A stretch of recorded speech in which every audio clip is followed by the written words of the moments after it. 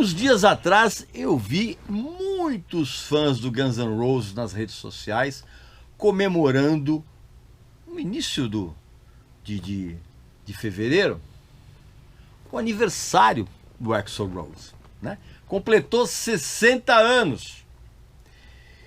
E foi exatamente esse o motivo para que eu fizesse esse vídeo aqui. E eu vou dar minha opinião a respeito do porquê o Axl Rose é o que é. Presta atenção.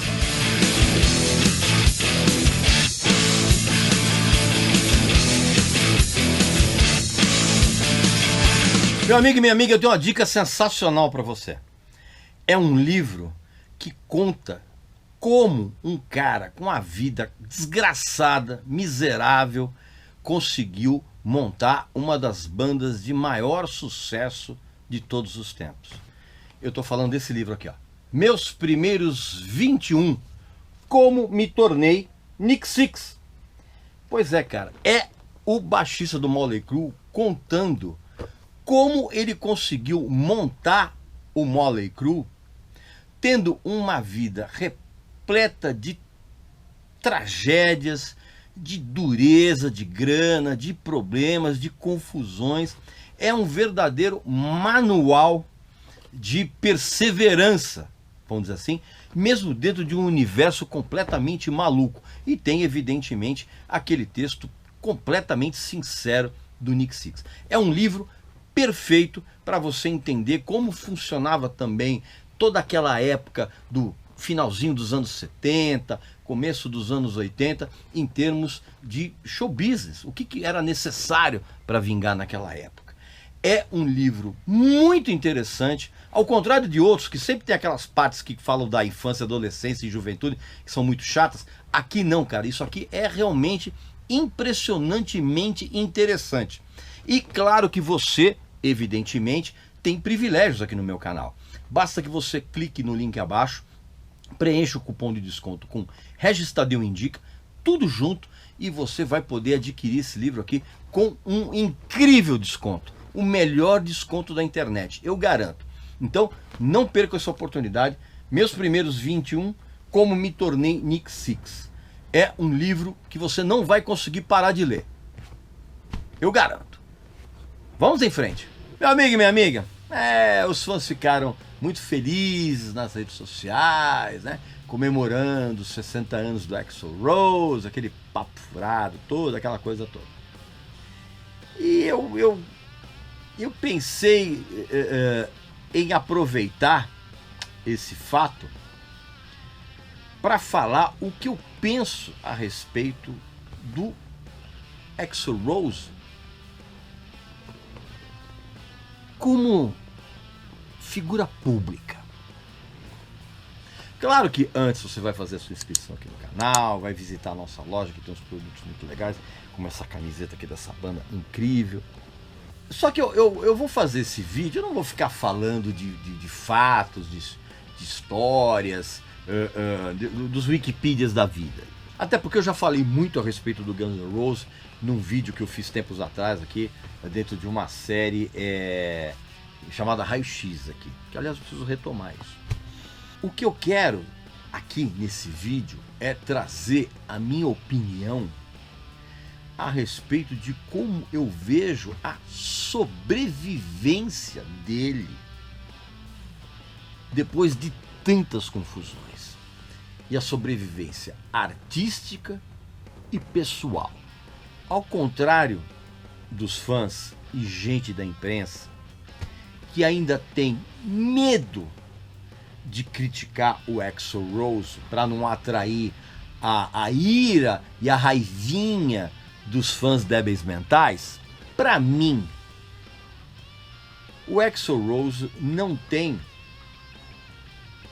hoje qualquer relevância positiva dentro do cenário musical atual, principalmente depois dessas músicas horrorosas que ele andou apresentando nos últimos tempos, músicas que ele reaproveitou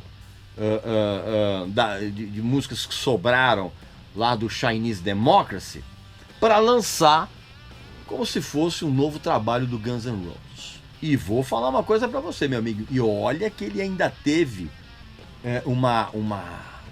vamos dizer assim, uma credibilidade, uma representatividade ainda menor quando ele fez aquelas turnês, cara, com trocentos músicos contratados e desafinando mais do que elefante com tromba necrosada. Poucos shows são tão constrangedores quanto esse aqui, ó, por exemplo. Tá? Que é o Appetite for Democracy. Isso aqui é constrangedor. O que hoje me chama a atenção é a maneira como o Axl Rose lidou com tudo o que aconteceu com ele. Tudo que rolou à volta dele. Como as requisições de um outrora mercado extremamente voraz. Por exemplo, como é que ele lidou com isso? Ele lidou com isso fazendo exatamente o contrário, porque ele levou mais ou menos uns 4 séculos para gravar aquele disco horrendo que é o Chinese Democracy, que inclusive deu margem a uma série de piadas ao longo dos anos e ao redor do planeta. E que hoje, esse mercado hoje, ele está tão diferente, que ninguém se importa mais quando ele ou Guns N' Roses vão lançar um álbum, entendendo? Porque esse tipo de trabalho, o álbum, ele é cada vez mais menosprezado pelo público e nos Spotify da vida. Esse conceito, para as novas gerações, morreu o conceito de álbum. E o Axl é o típico rockstar decadente, com mania de grandeza, atingindo níveis de insanidade. O cara queria que o Chinese Democracy fosse um álbum triplo. Depois que ele gravou mais de 70 demos só para esse disco, cara.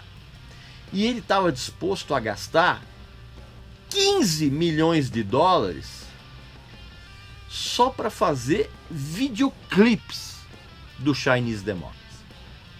Isso é megalomania pura.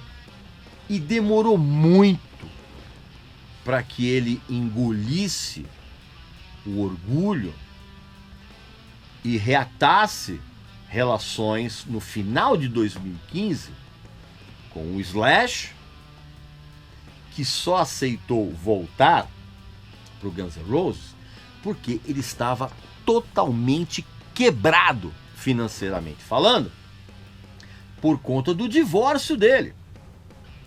Que o tal amor da vida dele, que era a ex-mulher dele lá, a tal de Pearl, rapou o cara, faliu. O Slash não teve outra alternativa, voltou Guns N' Roses. E o Axl Rose também reatou as suas relações com o baixista, o Duff McKagan. Então, a outrora banda mais perigosa do mundo, você tá entendendo? Intitulada pela imprensa baba-ovos, né? Aquela coisa toda. E aí a banda voltou, né? E voltou a ser o quê? Uma lucrativa empresa. Fez com que o Guns N' Roses desse a volta por cima em termos financeiros. Graças, evidentemente, aos fãs saudosistas, né? Os fãs baba-ovos, que lotaram estádios ao redor do planeta quando eles fizeram aquela turnê chamada Not in This Lifetime. Lembra? Foi uma turnê que em 2018, que se tornou a segunda turnê mais rentável da história da música. Arrecadou, se eu não me engano, 562 milhões de dólares. Isso dá mais ou menos uns 3 bilhões de reais. entendendo? E essa turnê do Guns N' Roses só ficou atrás daquela turnê de 360 graus do U2. Ah, e caso você queira saber, a turnê mais rentável da história da música até hoje é a turnê do Ed Sheeran, em 2019. Também, né, bicho? Um cara só. Pô, moleza, né? Brincando, mas, né, os custos são bem menores. Por isso que é uma turnê absurdamente rentável. É a mais rentável de todas até hoje. Agora, quando eu falei que o Guns N' Roses deu a volta por cima financeiramente, eu quis exatamente enfatizar esse lado. Porque a julgar pelos shows que eu testemunhei aqui em São Paulo, no estádio, e pelas apresentações que eu vi pela TV do Axl Rose, por exemplo, aquele show do Guns N' Roses em 2017 aqui no Rock in Rio, foi um negócio constrangedor. Constrangedor. O Axl foi patético, a performance dele foi absolutamente patética. Então tudo isso, artisticamente falando, não fez com que o Guns N' Roses, que eu voltasse a ter algum tipo de respeito musical, criativo.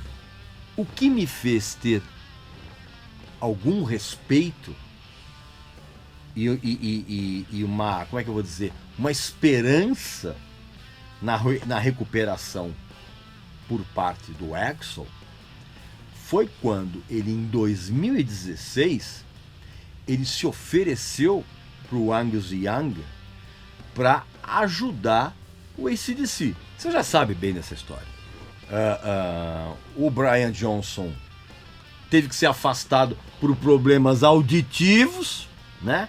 E você já sabe muito bem que o problema não foi esse. Se você assistiu o vídeo que eu fiz, eu expliquei o real motivo, né? Mas para todos os efeitos é problema auditivo. Enfim, e o Axl, ele se ofereceu para o Angus Young para fazer, se eu não me engano, uns 8 ou 10 shows para terminar a turnê desse disco aqui, ó, do Rock or Bust, tá? Essa edição aqui holográfica, que é bem legal. E aí, o Axl, que sempre foi um fã alucinado do AC/DC, pra você ter uma ideia, os primeiros shows da turnê, eram uns 8 shows, ele fez, cara, sentado no trono que o Dave Grohl emprestou para ele, porque o Axl Rose tinha quebrado o pé. E ele fez os primeiros shows, cara, sentado nesse trono, cara. E vou dizer uma coisa para você, meu amigo e minha amiga. Eu vi alguns shows na internet e o Axl Rose mandou muito bem nesses shows com esse AC/DC, cara. Porque, inclusive, antes dele fazer esses shows, cara, ele se preparou. Ele passou semanas voltando a fazer aulas de canto com uma professora muito especializada. Ele se preparou, inclusive, para conseguir atingir tons muito altos. Inclusive, tanto ele conseguiu isso, cara, que o Angus, ele botou canções no repertório do AC/DC que a banda não tocava há muitos anos, cara. Como, por exemplo, Rock and Roll Damnation, Riff Raff e Live Wire. E também, cara, uma coisa que fez com que eu tivesse um respeito pelo Axl Rose, cara. A postura absolutamente reverente e surpreendentemente humilde que ele teve nos shows. A postura de palco dele. Porque ele ficava lá atrás e ele só vinha pra frente na hora de cantar. Na hora que a banda cantava, ele ia lá pro canto dele, cara. Isso, vindo do Axl Rose, é quase um milagre. Agora, vamos combinar, né? Que a fama de babaca, egocêntrico e raivoso do Axl Rose não surgiu à toa. Isso é óbvio. Só que eu creio que muito disso extrapola os traços da real personalidade dele. Eu acredito que o Axl Rose foi e ainda é um cara doente. E doente psiquicamente. E também fisicamente. Eu já li uns papos a respeito de que o cara é totalmente bipolar. Quem já lidou com ele fala abertamente disso. O cara é totalmente bipolar. Ele, inclusive, dizem algumas fontes próximas da banda que ele já foi diagnosticado clinicamente como psicótico, maníaco, depressivo. E isso é uma doença seríssima. E isso explica, por exemplo, mas não justifica, algumas atitudes absurdas que ele teve.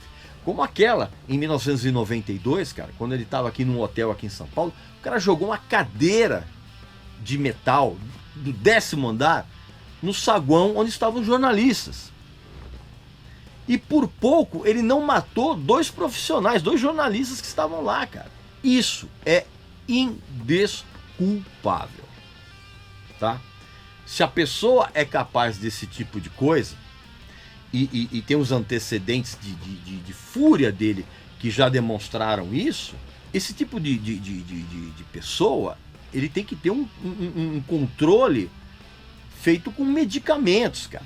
Tipo medicamento à base de lítio. E tem que estar, evidentemente, o tempo todo com segurança particular. Astro do rock que tem esse tipo de traço de personalidade e de doença tem que ser monitorado o tempo inteiro.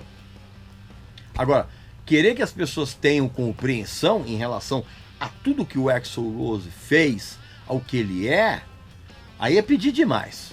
E eu aposto com você, quanto você quiser, que até 2016 ele nunca fez nenhum tipo de tratamento.